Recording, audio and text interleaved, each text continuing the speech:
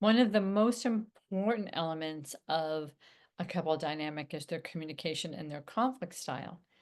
And it's so amazing if you think about it, how many people really don't know what their conflict style is and elements of healthy communication and looking at maybe where they need to improve.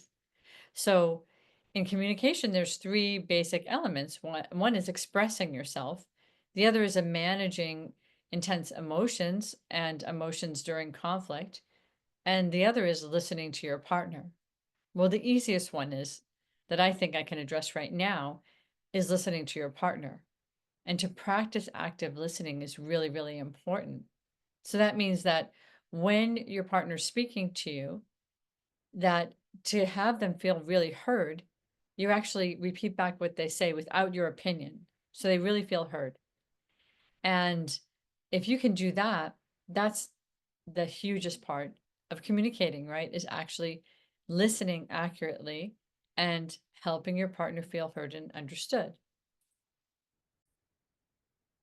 So our conflict style is really based on our past, the amount of trauma we've had, the models of people in our lives that taught us how to have conflict, and whether we're avoidant or traumatized or even present. So that's a really important part of having conflict. And conflict, productive conflict, is so important in relationships because there's always going to be things you have to decide and agree on, and how you do that is critical. I know in my sessions when I work with people and I feel like they're pacing fast, they're talking really fast, or their voices are raising, or they're almost like talking with such a high pitched voice that they're obviously upset, that I really bring that energy down so that people can hear actually the words instead of only hearing the emotion. That's a really important part of communicating.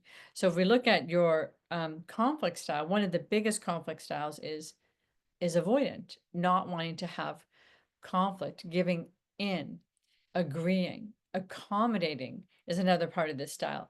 Competing, like just wanting to win, compromising, which is actually a healthy style, but sometimes compromising without talking about what you want or your expectations might be another way of accommodating. And then collaborating, where you would actually like hear what one person wants, hear what you want, or express what you want, and then come up with something in between. So, can you have conflict? Can you work out conflict? Is there a solution? Or is it just that you can't really have a communication or conversation because the other person either gives up or gives in and then is resentful? So, really important to identify if any of these are things or patterns or behaviors that you do.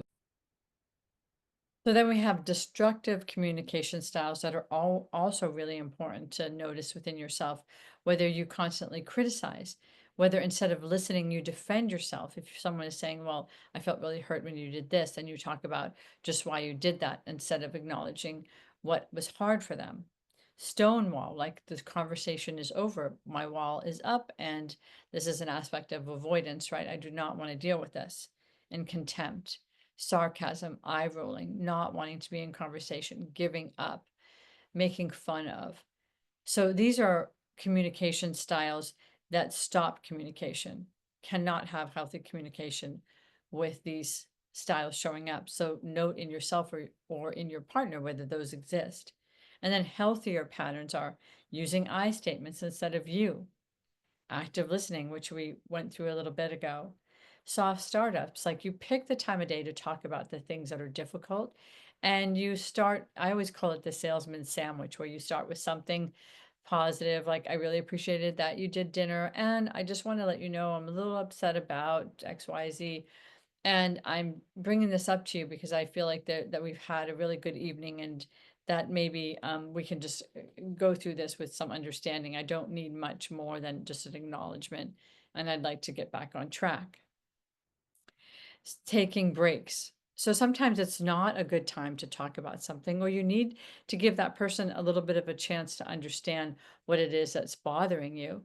And maybe one of the things that happens a lot in communication with people that you're in long term relationship with, that you have ongoing patterns, is that you get really, really triggered by certain aspects of this person's personality and conversations and topics that have come up chronically, and you're completely triggered. And that trigger, you can tell that you're being triggered when you're like, we've had this fight 100 times, and I really don't know what it was about this time or how it started. So that means both of you are dissociating and just having this chronic fight. And most likely, the chronic fight has something to do with your past experience, the trauma, or maybe just the trauma of always having this fight for so many years. So, getting to the bottom of what has now turned into a toxic pattern is really important. What are we really fighting about? What is it that you don't think I'm understanding? This is what I want you to understand. This is my expectation.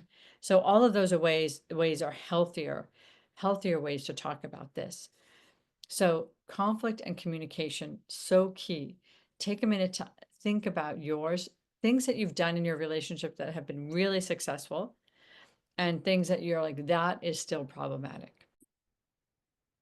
And so I want to give you the simplest tips to try. So one is, anytime you see or you hear yourself saying, you did this or you did that, change it to an I statement. I felt put out that I had to come home and clean up the house. And instead of assuming, ask, so what was going on that made it so that I had to clean up the house? Were you like in a hurry? Did you not feel good? What happened? Another aspect is that you want to validate before you start solving. I hear that this is really tough for you, um, to be feeling so rushed and disappointing me when I come home and I have to clean up after you. But I wonder if we could try to figure out, how to solve this, how to solve for this. And then coming up with agreements, like maybe when I see that there's that big of a thing to work on in the house, I'll just let you do it when you come back. Yes, let me do it. Don't do it and get resentful. And then having regular check-ins, like actually planning for, hey, um, maybe we got to talk about things before they build up. Like, and I always love this check-in that I've done with my own partner, and also feel like it's one that I think works, is like, how can I support you this week? How can I support you today? Um, or this is how you can support me today. And actually doing what you think is going to help. And then there's we're not perfect, right? We're going to sometimes lash out at our partners and just be stressed ourselves and not really think about what we're going to say. So there's a 5-to-1 rule. So for everything that you say that's stressful, critical, or defensive, you say 5 positive affirmation appreciations to your partner, and that will even it out. So because I think this is such an important area, and I really want you to be as prepared as you can, I have a link that I've listed below this section that you can click on, and it gives you activities and homework assignments basically for everything I just said, so that you can just start doing your own work around your communication and your conflict style. And if you feel like this is something that would help your partner, do it with them. And you can create some insight together so that you can start breaking out some of these dynamics and cycles. Good luck.